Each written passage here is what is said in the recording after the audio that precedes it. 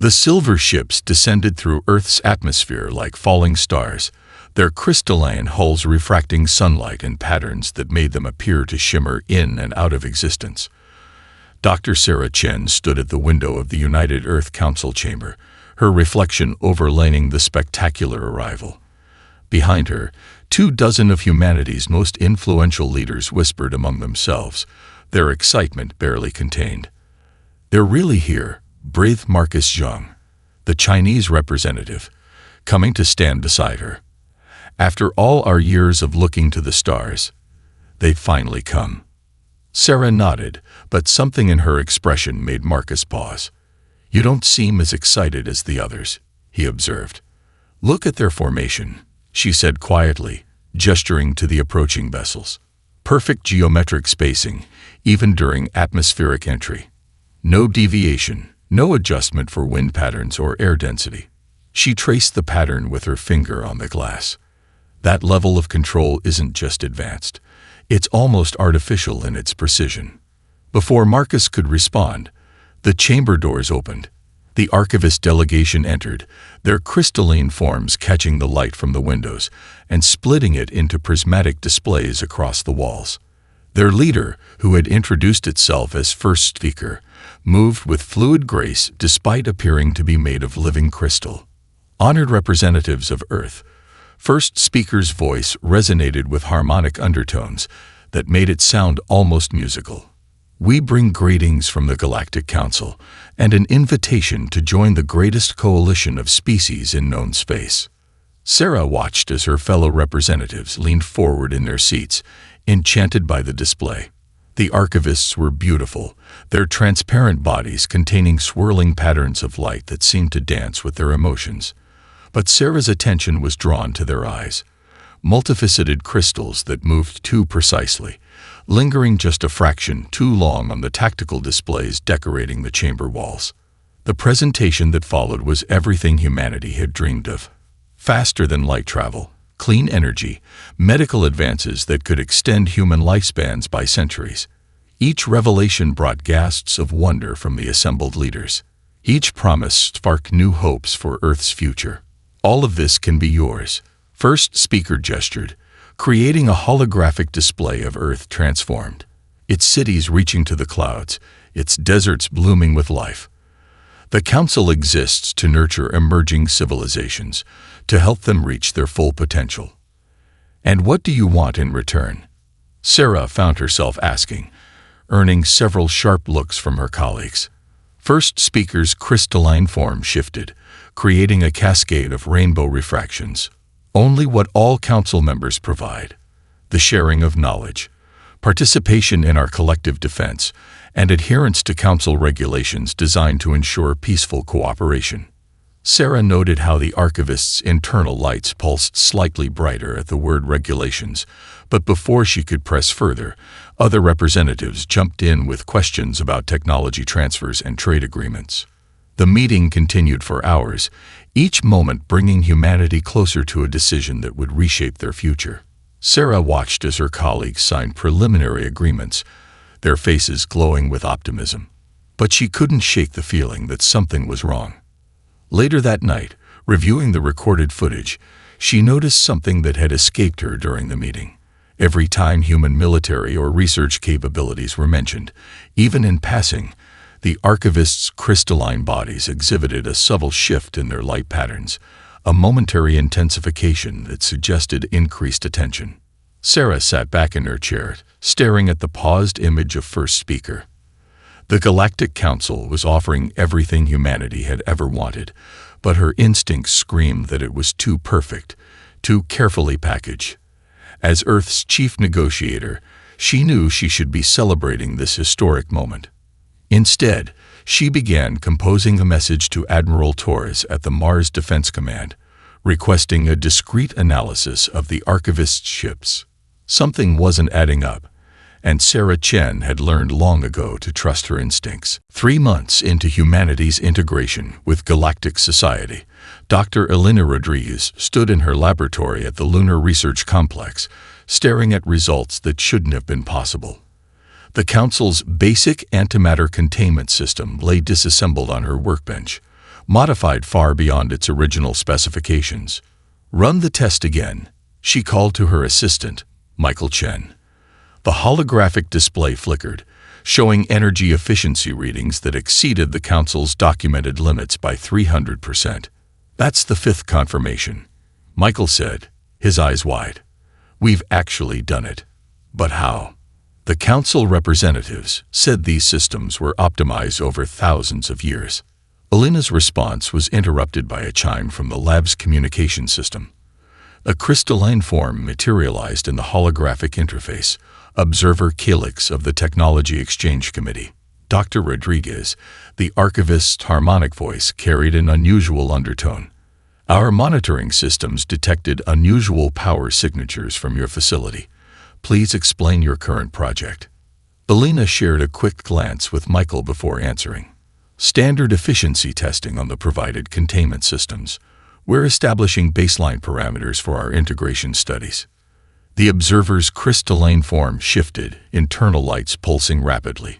"Our records indicate you've exceeded the testing parameters outlined in the exchange protocols. Please cease operations until a Council representative can verify your procedures." After the communication ended, Michael stepped closer to the workbench. "They're monitoring our power signatures. I thought this was a technology exchange program, not a surveillance operation." "It gets more interesting," Alina said, pulling up another display. "Look at the Council's reaction times to our breakthroughs. The first time we improved their fusion catalysts, they took 3 days to respond. When we enhanced their quantum computing arrays, they reacted within hours. Now," she gestured to the timestamp on the observer's call, 7 minutes.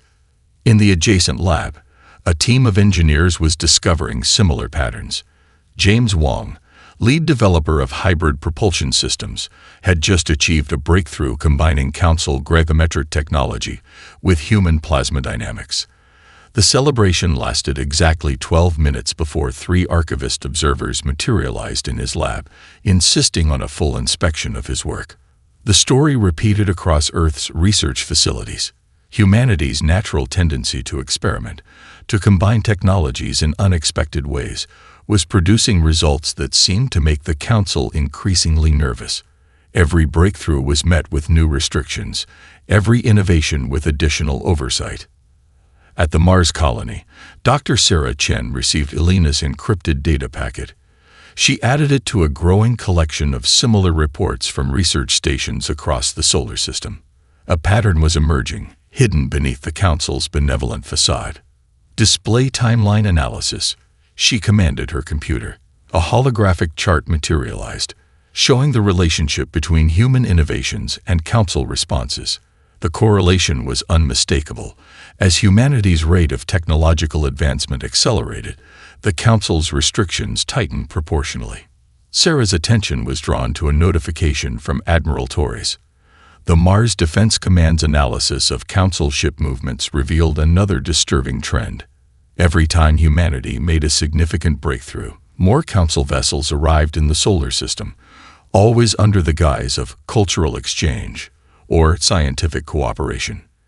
The pieces were falling into place, forming a picture that sent a chill down Sarah's spine. She began composing a priority message to Earth's Security Council when her computer suddenly flagged an incoming transmission. The Council was announcing new safety protocols for all human research facilities. Sarah's fingers hovered over the keyboard as she considered her next move. Humanity's gift for innovation, their ability to see connections where others saw only separate pieces, had become both their greatest strength and perhaps their greatest danger. The Council's mask of benevolence was slipping, revealing glimpses of something far more concerning beneath. In her office overlooking the Martian landscape, Sarah Chen made a decision. It was time to activate contingency protocols of their own. The encrypted message arrived at 300 Mars Standard Time, hidden within a routine maintenance update from one of the Council's communication relays. Dr. Sarah Chen sat in her darkened office, watching as her decryption program pieced together fragments of data that should have been impossible to intercept. "Display decoded content," she commanded softly. The holographic screen flickered to life, revealing streams of alien text that her translation software began processing. As the words took shape, her hands gripped the edge of her desk tightly. Priority alert. Human Containment Initiative. Classification: Omega level restricted. Source: Council Inner Chamber. The document detailed plans spanning decades, each phase meticulously crafted to restrict human development while extracting maximum benefit from their innovations. Sarah's eyes widened as she read about carefully engineered accidents planned for their most promising research facilities. A quiet chime interrupted her reading. "Dr. Chen," Michael's voice came through the secure channel from Earth. "We've confirmed the authenticity of the transmission. The quantum signature matches known Council Inner Chamber protocols." "How did we even intercept this?" Sarah asked, still scrolling through the damning evidence. "That's the interesting part," Michael replied. "Remember Alina's modifications to the containment systems? Turns out the quantum entanglement principles we discovered had an unexpected application in communication interception. The Council never imagined we'd combine their technologies this way." Sarah's screen suddenly filled with new data as more decoded files poured in. Among them, she found psychological profiles of human researchers, threat assessments of Earth's military capabilities, and most disturbing of all, contingency plans for species-wide cognitive adjustment if humanity proved too difficult to control. "They're afraid of us," she whispered, realization dawning. "Not because we're violent or aggressive, but because we're unpredictable. We solve problems in ways their algorithms can't anticipate." The evidence was overwhelming. The Council, for all its advanced technology, had become stagnant. They had optimized their development along predetermined paths, refining the same technologies for millennia. Humanity's habit of combining different approaches, of finding connections between seemingly unrelated fields, represented a chaotic element they couldn't control. Sarah's quantum-encrypted tablet chirped with an incoming message from Admiral Torres. "Orbital surveillance confirms increased Council fleet activity. They're establishing a grid pattern consistent with containment formations." Timeline. Before she could respond, her computer flagged another decoded transmission, this one containing footage from a recent Council Inner Chamber session. The crystalline forms of the archivists flickered in the holographic playback, their internal lights pulsing with agitation. The humans must be contained. First Speaker's harmonic voice had lost its soothing quality. Their rate of advancement exceeds all historical precedents. They took our basic antimatter containment systems and improved them beyond our theoretical limits in mere months. If left unchecked, they could destabilize the entire galactic order. Sarah leaned back in her chair, her mind racing. The Council had revealed their true nature, but they had made a crucial mistake. In their fear of humanity's potential, they had given them access to exactly the tools needed to fight back. She opened a secure channel to the hidden facility beneath Olympus Mons, where Project Prometheus had been quietly taking shape. "Begin final preparations," she ordered. "And send word to Alina's team. They were right about the quantum entanglement applications. Tell them to proceed with full implementation." As she watched the Council ships moving into position above Earth, Sarah felt a strange calm settle over her. The Council thought they were dealing with primitive upstarts who needed to be controlled. They were about to learn just how wrong they were. She began composing messages to key personnel across the solar system.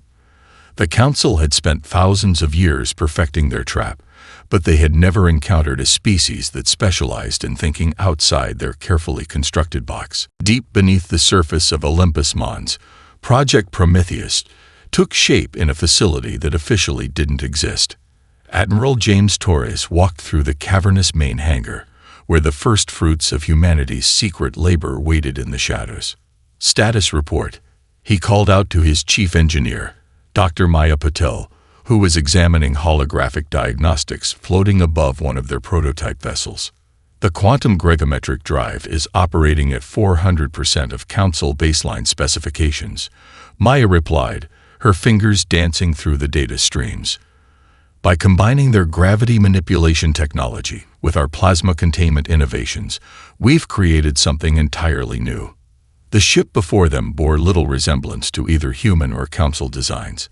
Its hull incorporated crystalline elements, similar to archivist technology, but reconfigured in ways that would make their creators recoil in horror at the apparent chaos. Where council ships were geometric perfection, this vessel followed organic, almost fluid lines. "Show me the weapon systems," Torres ordered, and Maya brought up a new set of schematics. "This is where it gets interesting," she said, highlighting several sections of the design. "We took their defensive shield technology and reversed the polarity matrices. Instead of creating impenetrable barriers, we can generate focused points of shield collapse. Their own defenses become vulnerabilities." In another section of the facility, Dr. Elena Rodriguez supervised the final integration of their modified quantum communication network. The system took advantage of a flaw in council protocols that they had never considered, because they had never thought to look for it. "Connection test to lunar base successful," her assistant reported. "They cannot detect our transmissions because, according to their sensors, we're not actually sending any. We're using their own communication relays as quantum entanglement amplifiers." Alina allowed herself a small smile. The Council's greatest weakness was their inability to imagine technologies being used in ways they hadn't approved. Their rigid thinking had become humanity's greatest advantage. Sarah Chen's voice came through their secure channel. "Time check. Project Prometheus ships are at 93% completion." Torres responded. "Defensive systems are fully operational. Maya's team has finished implementing the shield breach protocols. The Council is accelerating their timeline." Sarah warned.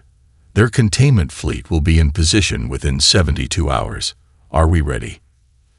Torres looked at the rows of ships stretching into the darkness of the hangar. Each one represented humanity's answer to the Council's betrayal, not with brute force, but with innovation they could never have predicted. "We're ready," he confirmed. "They expect us to either submit or respond with primitive weapons. They don't realize we've turned their own technology against them in ways their algorithms say are impossible." Throughout the solar system, similar preparations were taking place in hidden facilities.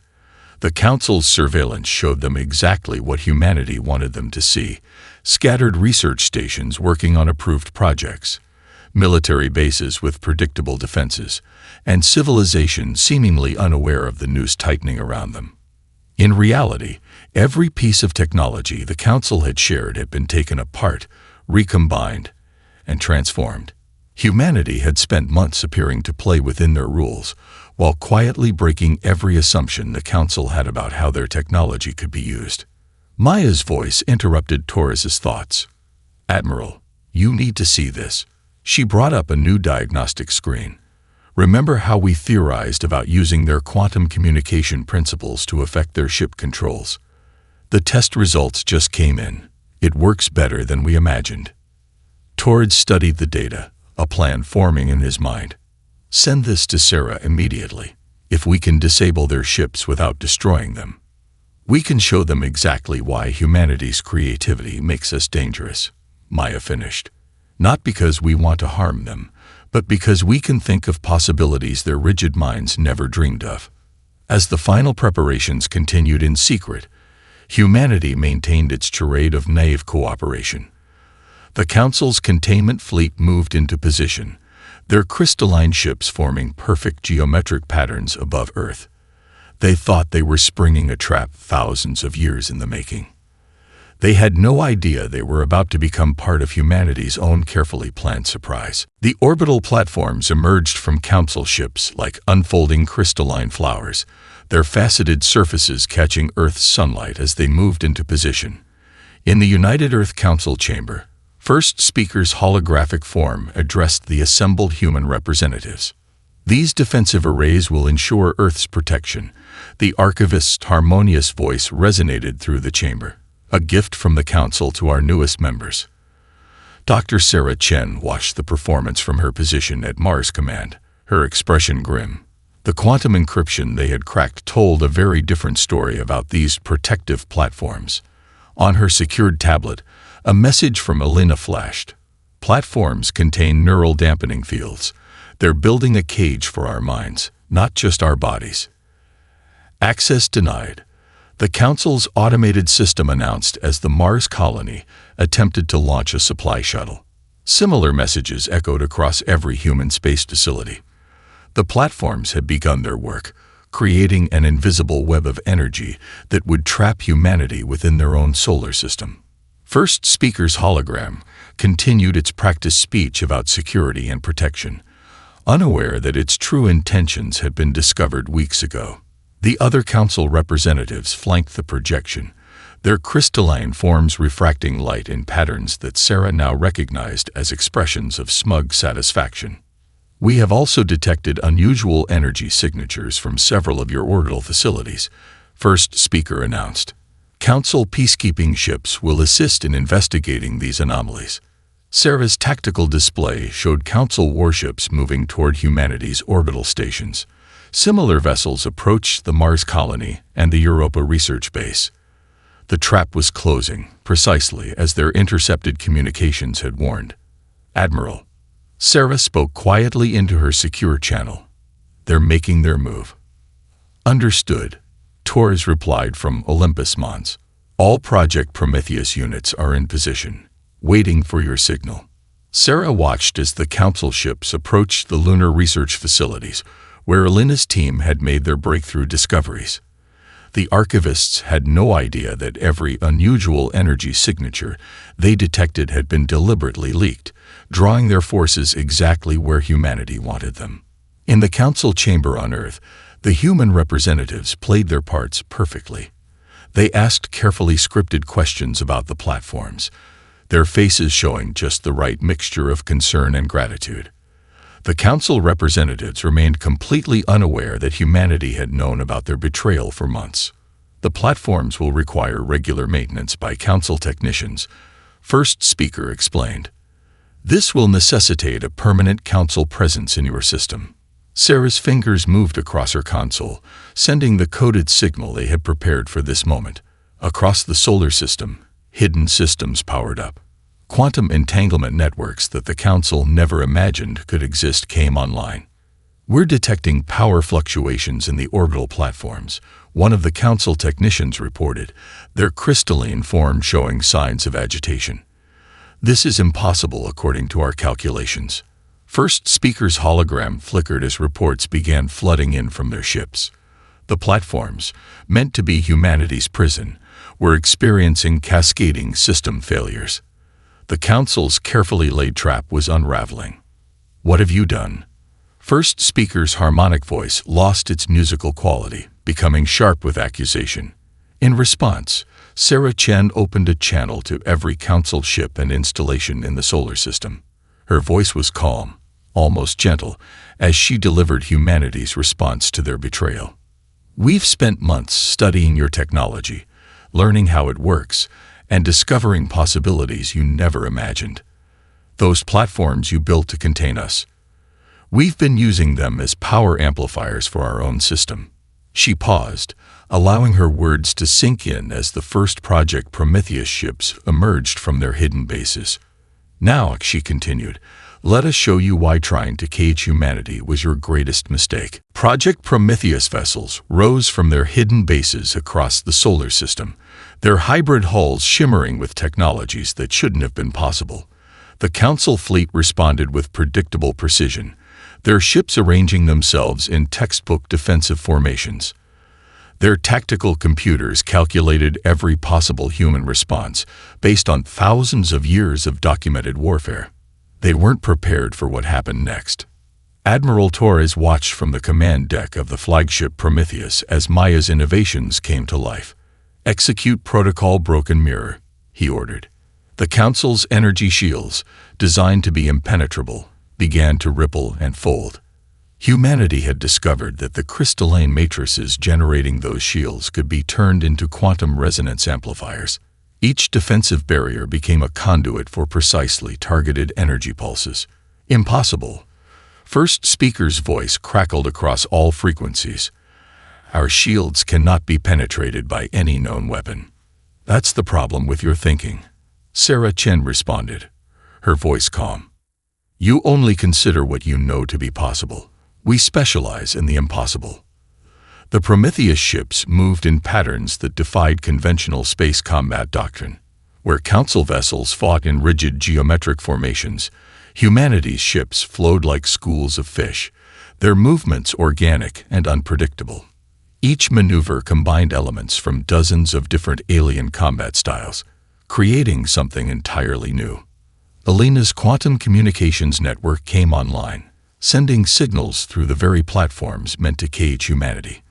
The Council's own containment field became a vast transmission array, carrying human commands faster than their enemy could react.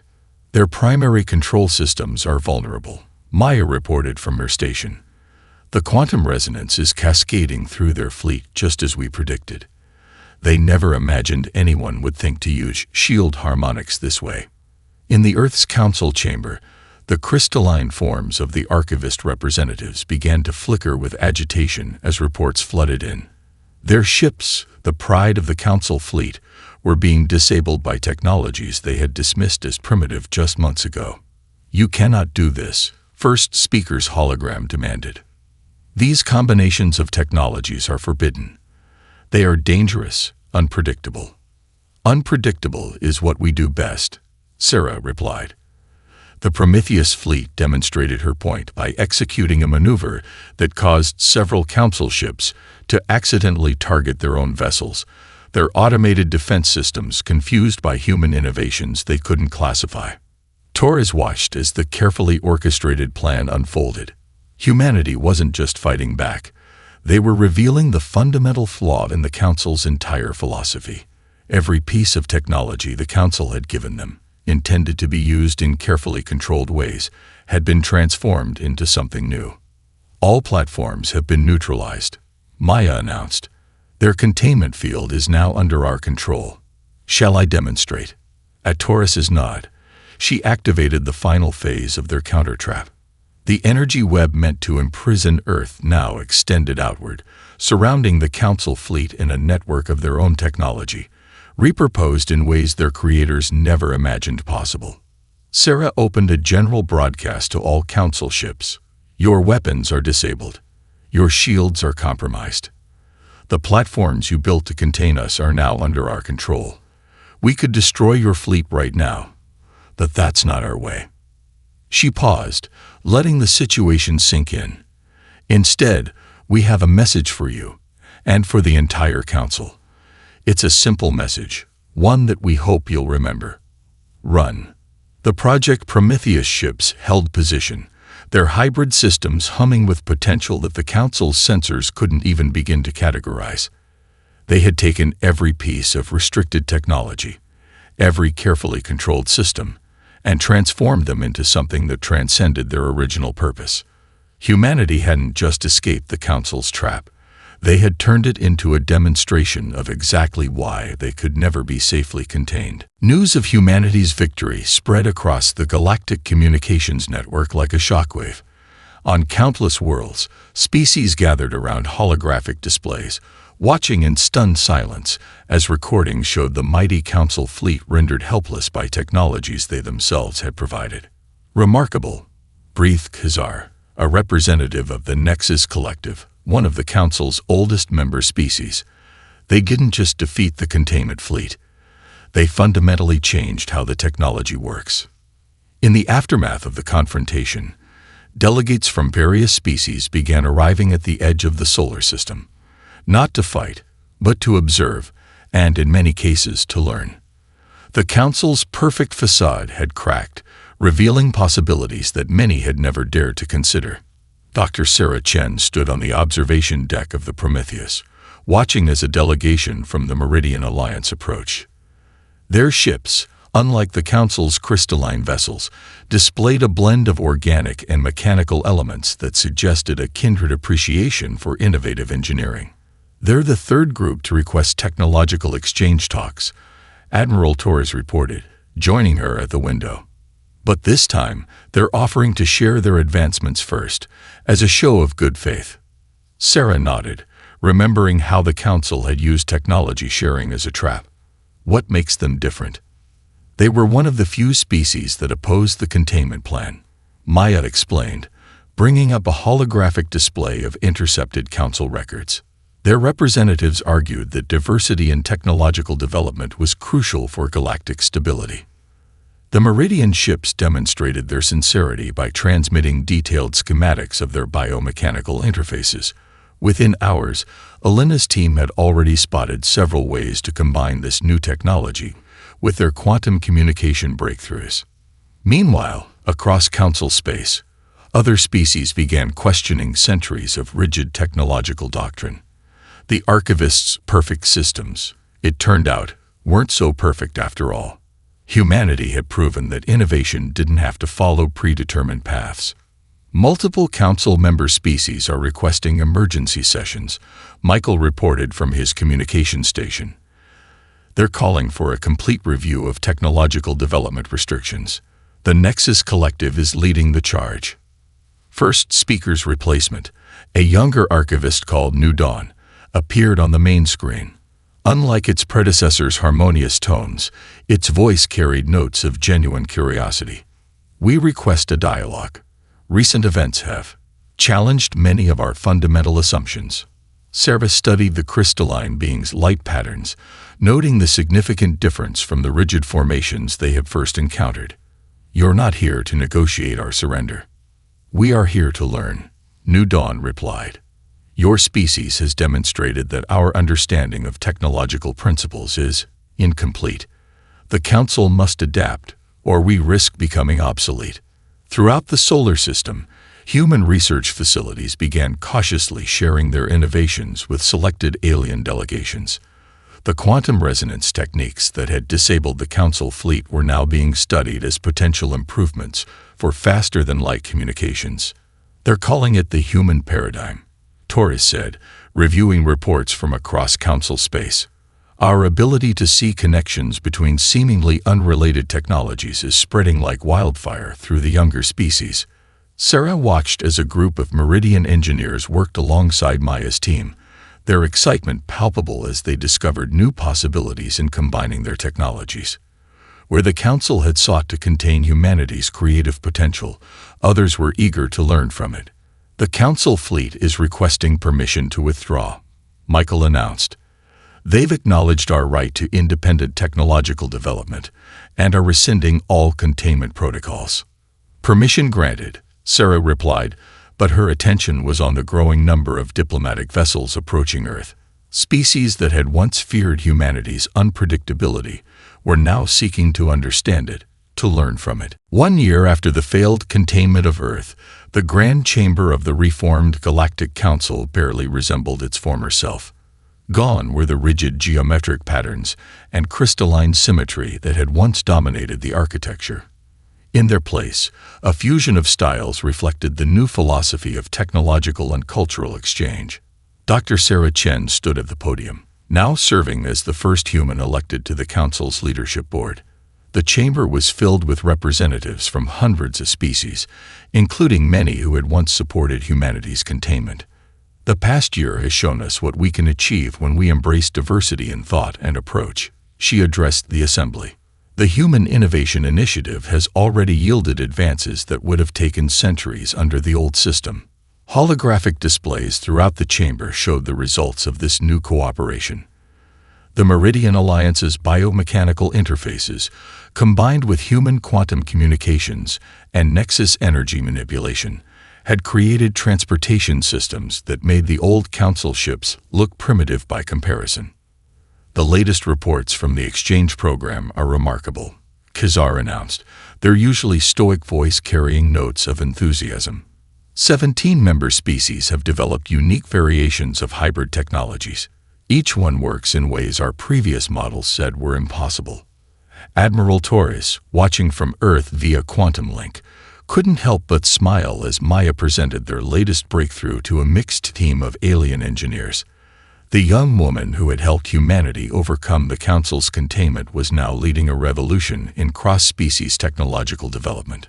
The human paradigm has spread beyond technology, New Dawn observed, its crystalline form now displaying the more fluid patterns that had become common among younger archivists.